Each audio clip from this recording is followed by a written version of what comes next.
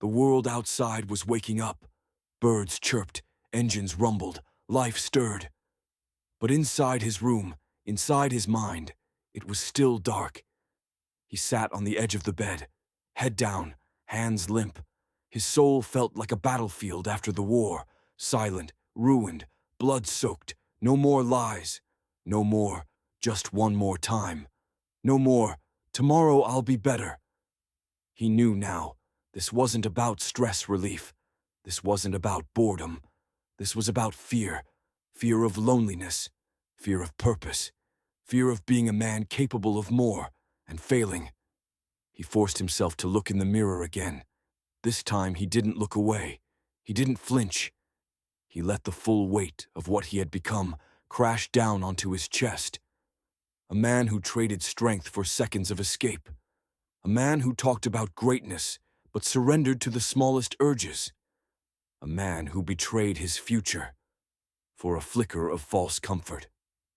Marcus Aurelius had written, "When you arise in the morning, think of what a precious privilege it is to be alive, to breathe, to think, to enjoy, to love." And here he was, breathing, thinking, but wasting it all on emptiness. He thought back over the years, how many goals he never reached, how many dreams he buried under hours of distraction, how many moments of real power he traded for a few minutes of numbness. His body shook. Tears blurred the mirror, not tears of sadness, tears of rage. Rage at himself, rage at how easily he had been conquered. The enemy wasn't women, it wasn't porn, it wasn't technology. It was his own refusal to master himself. One question burned itself into his mind. What would I be if I never gave in again? Not once, not ever. What would happen if he fought? Every single day, every single urge, he saw it, a body hardened by discipline, eyes sharp with purpose, a mind that burned steady, unshaken by storms, a spirit heavy with wisdom, light with freedom. Not perfect, but powerful, not invincible, but sovereign. No speeches, no dramatic vows, just a man looking into his own reflection and whispering, "Enough." Not the loud scream of motivation, but the quiet, patient birth of a new man. The first rays of light pierced the window. This time, he didn't hide from them. He stood in it. Bare feet on cold floor, breath steady, mind sharpening, second by second. Marcus Aurelius had written, "Accept without arrogance, let go without resentment." He would accept the hardship of rebuilding, not because he liked it, but because it was the only road out of hell. No phones before sunrise, no dopamine before discipline, no comfort before conquest. He made a list that morning. Cold shower, 100 push-ups, read 10 pages of Marcus Aurelius, no porn, no mindless scrolling, journal before bed. These weren't tasks, they were weapons. Each action was a sword, slicing away at the addiction that had once ruled him. The water hit his skin like knives. His body screamed for warmth. His mind screamed for comfort. But he stayed. Breath after shivering breath, he stayed. And when he stepped out, dripping and shaking, he felt something he hadn't in months. Victory. That night, under the pale yellow glow of his desk lamp, he opened a blank notebook, and he wrote, "Today I fought. Today I won. Small, but real. The path is long, the fire is mine to carry. No poetry, no empty promises, just truth." If it felt easy, he questioned it. If it felt urgent, he paused. Discipline was no longer a punishment. It was proof he still owned himself. Every morning he whispered, "You could leave life right now. Let that determine what you do, say, and think." Porn lost its power when he remembered he was mortal. He wasn't here to waste breath chasing fantasy. He was here to build eternity in every action. He stopped wishing the urges would disappear. He welcomed them. Every craving was a chance to sharpen his sword, every temptation a battle he could win, every struggle a hammer forging a new man. The first few days were fire. The cravings were loud, the loneliness heavy, the temptation just a click away. But every night he stayed clean was another layer of steel hardening around his mind. Every no-built muscles discipline had long forgotten. It didn't happen all at once. No movie montage, no dramatic swelling music. Just small shifts. His voice deeper, his eyes clearer, his mind quicker, his energy heavier, more focused, more dangerous. He was still tempted. He still heard the sirens calling at night. But now, he carried a weapon they could not defeat: resolve. A Stoic is not a man without battles. A Stoic is a man who fights every day without letting the war define him. 2 weeks clean, 2 weeks without surrendering, 2 weeks of cold showers, iron focus, silent victories. His mind felt sharper, his body stronger, his spirit heavier, not with shame anymore, but with presence. But just when he started to think he had escaped the grip of lust, it evolved. It didn't come crashing in like before. No loud cravings, no desperate scrolling. It came soft, a memory, a thought, a whisper, a flash of a body he once saw. A harmless suggestion. You're strong now. You can handle just one look. Pride, that most beautiful poison, began to creep in. You're not like other men. You've conquered lust. You can enjoy pleasure now without being controlled. But the Stoic training inside him stirred and warned. Beware the whisper that calls itself victory. In the back of his mind, Seneca's voice whispered, "No man is more easily conquered than the one who thinks he is already victorious." The real enemy wasn't lust anymore. It was arrogance, the belief that he was above temptation. That night the war was invisible. No screaming urges, no shaking hands. Just slow, careful negotiations happening in the shadows of his mind. Just check your notifications. Just see who followed you back. Just look at that post. It's just fitness inspiration. Each thought designed perfectly to break his defenses without him noticing. He felt it, the familiar stirring in his blood, the slow reawakening of the hunger he thought he had killed. It wasn't dead.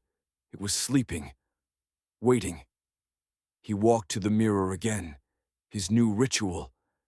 He looked into his own eyes, searching for the cracks, and he asked himself the question the Stoics demanded.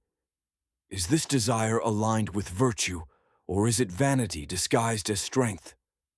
The answer was clear. This wasn't strength. This was seduction. Again, he didn't sit down. He didn't pick up his phone. He walked straight outside into the freezing air. No coat, no shoes, just cold reality pressing against his skin, reminding him, you are not your urges. You are the man who stands against them. In the freezing dark, he breathed. Long, slow breaths. In. Control. Outside, release. Again. Again. Again. Until the craving wasn't a master anymore. Just another shadow passing through a room full of firelight. He realized it now. Discipline wasn't something you achieve. It's something you practice. Daily. Hourly. Breath by breath. Because temptation never truly leaves. It just evolves. And so must you. When he walked back inside, he wasn't smiling. No triumph, no pride. Just a quiet, cold focus. The focus of a man who understands winning today means earning tomorrow. 30 days, 30 nights, not a single surrender. Every urge faced, every craving defeated, every temptation outlasted. He had started to believe he was free. Until tonight, she wasn't a fantasy this time. She was real, flesh, blood, warmth, a woman he knew, smart, beautiful, dangerous. She smiled, and in that smile, centuries of temptation condensed into a single glance. "Come over," she said. Casual, playful, but underneath it, serious. "Just hang out," she whispered through the phone. But his blood knew better. This wasn't coffee. This wasn't conversation. This was the battlefield. His body burned to say yes. A night of pleasure, a night of conquest, a night of forgetting the struggle. His mind, trained in fire, roared back. At what cost? He remembered what the Stoics taught. Ask yourself at every moment, is this necessary? Marcus Aurelius. In his mind, he saw both paths unfold. He gives in, wakes up in her bed. Empty. Number back to scrolling, back to escaping, back to trading strength for seconds. A king fallen at the feet of his own weakness. He breathes, endures, walks through the fire without being burned, alone, but free. A king crowned by discipline. His hand hovered over the phone. Sweat pooled in his palms. His heart punched against his ribs. One click, one reply, one fall. The temptation wasn't just her. It was the memory of being weak, the muscle memory of surrender. He closed his eyes, felt the hunger, felt the loneliness, felt the fire. And he chose, not tonight. Simple, brutal, freeing. The phone buzzed again, a final test. He didn't answer. He didn't run. He didn't break. He stood. As the night deepened, so did his calm. No shame, no guilt, no regret. Only a stillness he had never known before. This wasn't the silence of emptiness. This was the silence of conquest.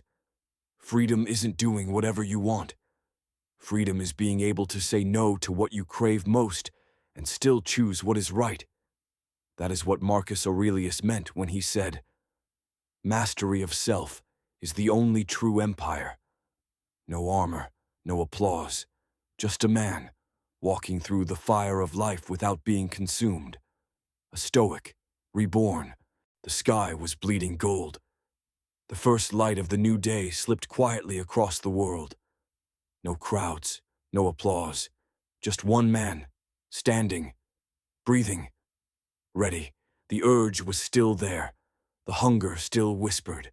The temptation still lived, somewhere deep inside. But they no longer ruled him. He had become bigger than his urges. He didn't kill desire. He carried it like fire inside a lantern, controlled, useful, sacred. That morning, he wrote, "Text, copy, edit. I am no longer a slave. I am no longer pretending. I am no longer chasing shadows. I am the fire. I am the sword. I am the man who says no and means it." Cold showers, heavy lifts, long walks under the sun, deep breathing before decisions. Stillness before storms. The rituals didn't end because the battle had been won. They continued because the war was endless. And that was not a burden, it was freedom. Waste no more time arguing what a good man should be. Be one. No arguments, no justifications, just actions.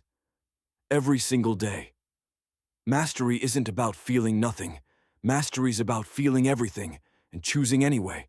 It's about standing in front of your own darkness, smiling, and walking forward anyway. He stepped outside. The wind bit his face. The cold sank into his bones. The world spun as it always had. But something inside him had changed permanently. No more running from himself. No more chasing illusions. No more leaking strength for temporary pleasure.